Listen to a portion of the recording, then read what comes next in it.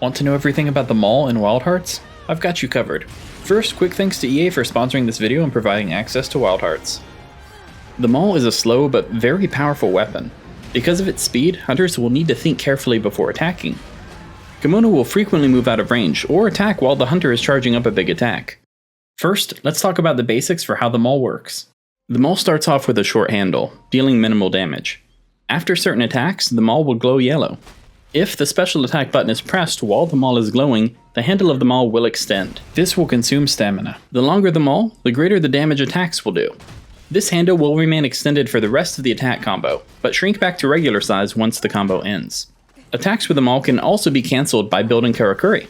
This means a hunter who thinks they're about to be hit while charging a long attack can quickly build a Karakuri and dodge out of the way. Additionally, hunters can quickly craft Karakuri to cancel recoil for heavier attacks. This allows them to attack again quickly or dodge. First, let's review the basic attacks available with the Maul. If you press attack 1 while holding the Maul, you're going to do a basic pound attack. If you press attack 2 while holding the Maul, you're going to do a jumping attack. You can also press attack 1 or attack 2 after manually jumping. The advantage of this is that you will hit the target twice. By attacking after jumping off a box, you'll hit the target multiple times, and these hits will deal more damage. You can also attack while dropping off of a glider. This deals as much damage as jumping off of a box. Using a spring, you can launch yourself very far forward while striking the enemy. While sliding from a celestial anchor, you can launch yourself very far forward while hitting the target for a lot of damage.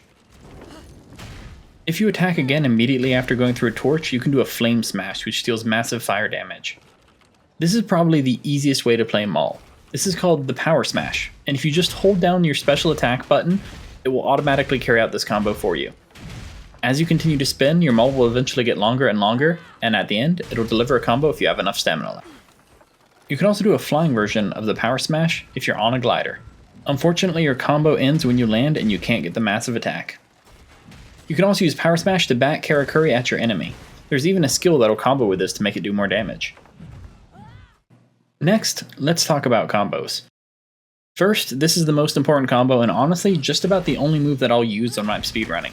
This is an attack 1, extend, attack 1, extend, attack 1. And that third attack 1 is the biggest hit that you can do with them all.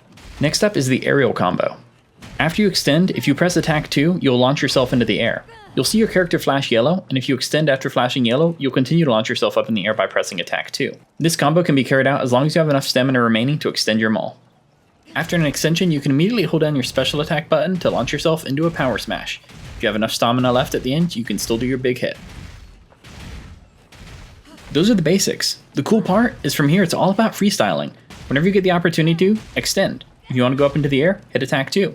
If you want to go towards the ground or do a combo on the ground, hit attack 1. You can also throw in a power smash if you want to. Next, we're going to talk about the important skills when using a Maul. Extended wrap increases your attack as your Maul becomes more extended. This is useful in pretty much any build as you constantly want to make sure you're extending your Maul. Health extension training is a fantastic skill for those hunters who constantly want to go for the big hit with an extended Maul and find themselves being hit a little bit too much. Rapid Halt is perfect for hunters who want to have big aerial combos because it'll slow down your stamina consumption and allow you to attack for longer. Shockwave is perfect for all Maul users. There's nothing better than a target that just sits there waiting for you to charge up a really big combo. If you've got good rhythm, consider using Tunnel Vision.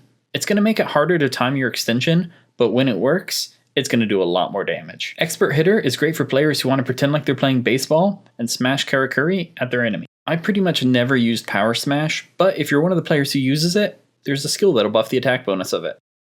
Destruction is one of the best offensive skills in the game, especially for Maul users. When you're swinging a Maul, you're going to do a lot of damage, and that damage is going to be concentrated on one part. If you stack Destruction, there's a very high chance you're going to break those parts, which means more loot for you, and your enemy's going to get flinched way more frequently. You're swinging a big Maul, you're going to be toppling some kimono. Final Blow works really well with the Maul, especially when you land your combo finale for massive damage. Hawkeye is very effective if you have good aim and can hit their weak spots. This won't be for everybody, but if you can consistently hit them in a weak spot, definitely consider taking Hawkeye. Later on in the game, you'll gain access to One Stroke Fury. If you're running a Destruction build, this is an absolute must. At the very beginning of the fight, the kimono is going to roar and stand perfectly still. If you can use this opportunity to charge up a big attack, you're going to start off the fight with a huge advantage. And of course, anything that buffs your damage or your crit rate is also going to be important, but those work in pretty much any build for any weapon, so I didn't list them. Here's the build that I used to beat the campaign. It's very easy to craft these weapons, and its raw damage should work against pretty much all kimono. This build does hold up in endgame, but you could probably optimize a lot more by min-maxing. And one of the best parts about this build is that you only need to hunt Grit Dog, Earthbreaker, and Lava Back. By just hunting those 3 things, you'll be able to get all the parts you need to craft this very powerful weapon. Next, let's go through a very quick example hunt. I start off my hunt by charging up my Maul 3 times so I can get that big hit in before the fight even starts. Then as the roar comes in, I don't mind. I've got the Deaf Ear skill so it doesn't affect me. You're going to see my playstyle. I'm going to play very aggressively. I'm not going to worry too much about getting hit. The whole goal here is to constantly attack it and use destruction to make it flinch. I'm going to build Karakuri to keep it pinned down constantly, and I'm just going to keep going with that major attack combo the entire time. Get those 3 hits in, get the massive damage, and keep the kimono pinned down. And of course, just as I'm getting ready to land a big hit, a small kimono comes out of nowhere and interrupts my combo. That's something you got to keep your eye out for. The little guys in this game, they're aggressive. I do keep building Karakuri to cancel out of my animations so I can get back into the attacks as quickly as possible. And there you go, that's the entire hunt. See how quick this build is? It's a ton of fun. Thanks everybody for watching. If you have any questions, please do not hesitate to ask in the comment section. And if you have any builds you want to share, please let me know. I'll see you guys in the next one. Bye.